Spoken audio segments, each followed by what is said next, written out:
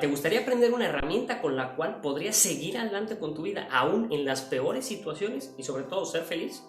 Pues mira, ahora, mi nombre es Juan Fernando Noriega, soy empresario, emprendedor, padre de familia, formador networker y un apasionado de las relaciones humanas. Voy a compartir contigo el resumen del libro El hombre en búsqueda de sentido de Viktor Frankl, que es uno de los libros que más me ha impactado en la vida.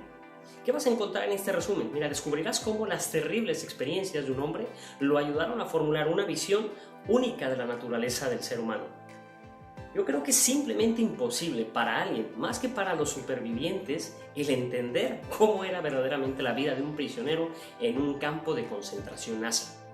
Solo podemos imaginar cómo la gente pasó cada día y cómo se las arreglaron para mantenerse cuerdos cuando estaban rodeados de tantas atrocidades. Viktor Frankl, que además de ser un psicólogo, fue superviviente de los campos, ayuda a explicar cómo lucharon los prisioneros del régimen nazi. Estas experiencias también proporcionaron a Frankl la evidencia de su teoría de psicología logoterapia, que explica cómo para prosperar y en circunstancias más extremas sobrevivir, necesitamos descubrir nuestro sentido personal de la vida. En estos parpadeos se explican los hallazgos de Frankl en los campamentos y el desarrollo de su logoterapia. En estos parpadeos vas a descubrir cómo encontrarle sentido a tu vida, cómo los campos de concentración solucionaron la esperanza a los prisioneros y cómo algunas personas pueden encontrar humor incluso en las peores situaciones. Mira, la primera reacción de los presos al entrar a un campo de concentración fue de shock. Obviamente, primero en forma de esperanza, luego en forma de desesperación. Hoy todo el mundo tiene más o menos alguna conciencia de lo horrible y de los actos inhumanos que se llevaron a cabo en los campos de concentración debido a tantas películas que seguramente habrás visto. Pero lo más importante aquí es ver cómo fue verdaderamente la vida contada por una persona que estuvo ahí. Asimismo, los objetivos de la violencia nazi durante el Holocausto daban al menos algún indicio del terrible destino que les esperaba a los prisioneros. Debido a esto, pensarías que la reacción inicial al entrar en los campos habría sido de miedo. Las reacciones, sin embargo, se dividieron en tres fases distintas. La primera fase es cuando comenzó a llegar al campamento o incluso cuando los presos estaban siendo transportados a los campos. Los prisioneros estaban tan conmocionados por lo que estaba sucediendo que trataron desesperadamente de convencerse de que de alguna manera todo estaría bien. La mayoría de los prisioneros habían escuchado historias horribles de todo lo que estaba sucediendo en los campos. Pero cuando ellos mismos fueron enviados allí, se dijeron a sí mismos que las cosas serían diferentes para ellos. Los que llegaron al campo de exterminio, por ejemplo, de Auschwitz, uno de los más sangrientos, por ejemplo, fueron enviados a izquierda y a derecha. Un grupo era simplemente para trabajos forzosos y otro directamente a una ejecución inmediata. Sin embargo, ninguno de ellos sabía qué significaba esa separación de esos grupos. Debido al shock de llegar al campo, los prisioneros sucumbieron a la ilusión del indulto, creyendo falsamente que la línea en la que estaban significaría de alguna manera un escape de cierta condena.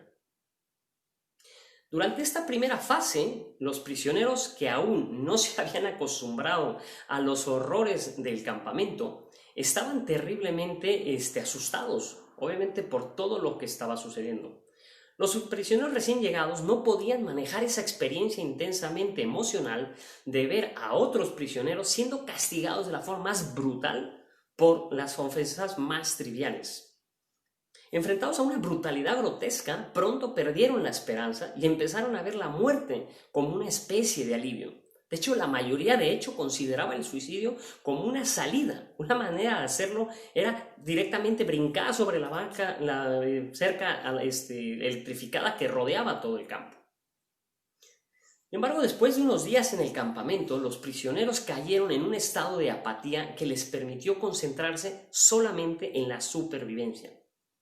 Tras su conmoción inicial, los prisioneros pronto se acostumbraban al horror y a la muerte que los rodeaba, quedándose emocionalmente embotados. Así todos sus pensamientos y sus emociones se centraron solamente en la supervivencia. En lugar de reflexionar sobre sentimientos como el amor o el deseo, por ejemplo, la mayoría de los presos hablaban e incluso soñaban con la comida o cualquier otro tipo de satisfacciones vitales que sustentan la vida y que normalmente se dan por sentados. pero que estaban muy limitadas en esos campos.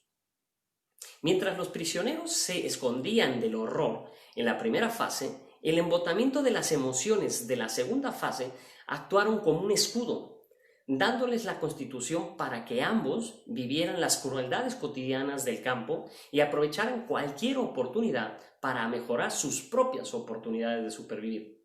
Por ejemplo, después de que varias personas murieran durante un brote de tifus en uno de los campos, los prisioneros de la segunda fase ya no sintieron disgusto o lástima al contemplar los cadáveres. En cambio, ellos vieron la oportunidad de agarrar los restos de comida, de zapatos u otras prendas de vestir del prisionero que se acababa de morir.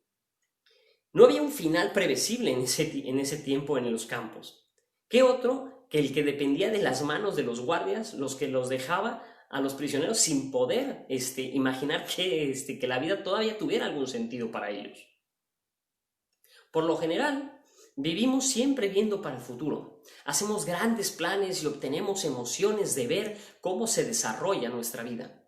Los prisioneros en los campos, sin embargo, tenían una opinión completamente diferente. Para ellos no había entusiasmo por el futuro, ni siquiera había futuro. Nadie sabía cuál o si su pena de prisión llegaría a un fin.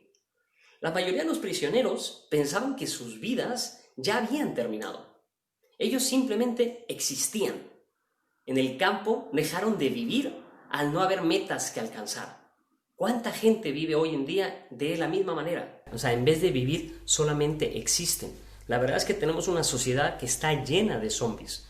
En los próximos capítulos, los próximos videos, vamos a ver de qué forma muchos de esos prisioneros sobrevivieron mientras otros simplemente sucumbieron al horror de sus campos nazis. Espero que esta información te pueda ayudar en tu vida a seguir haciendo cosas. Nos vemos en el siguiente video. Chao.